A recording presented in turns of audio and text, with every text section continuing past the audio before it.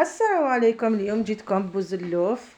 كما تعرفوا في عيد الاضحى حنا نديرو الجزائريين نديرو هاد الطبق بزاف.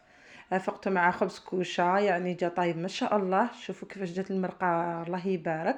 لهنا البوزلوف تاعي كنت حكمته نقيته وقطعته الى قطع ودرته غلا. بعد ما غلا لي درت الملح وشويه توابل والثوم. بعد ما غلا لي نقيته نحيت له كامل العظام ودرت له عفوا وقطعته قطع صغيره. لهنا عندي راس ثوم مع الحار اليابس اللي كنت شمخته من قبل، ونزيدوا عليه توابل بوزلوف راهم يتباعوا عند اللي يبيع توابل، فلفل اسود والعكري اللي هو البابريكا، الفلفل الاحمر حلو.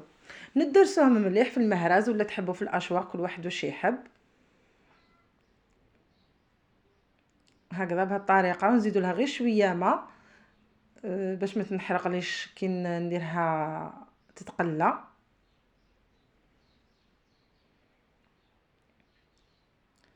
هكذا ونديروها على البوزلوف تاعنا اللي كنا نقيناه كما قلنا وغليناه وعاودنا نحينا له العظام وقطعناه الى قطع صغيره، ونحطه فوق النار خلوه يتقلى شويه. نديروا له بطبيعه الحال شويه تاع الزيت، والحار اختياري، تحبي ديري تحبي ما ديريش يعني، ولكن هو يحب الحار.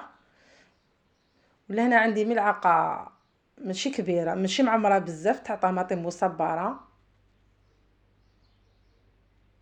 خليهم يتقلاو شويه.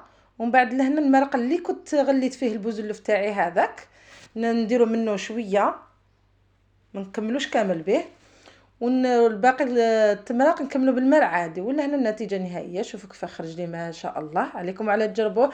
بما انكم وصلتوا لهنا ما تنساوش اللي ما اشتركتش عفوا تشترك في القناه وتفعل زر الجرس وكومونتير شباب كيما نقولوا لكم الزينه. والى فيديو اخر ان شاء الله بصحتكم.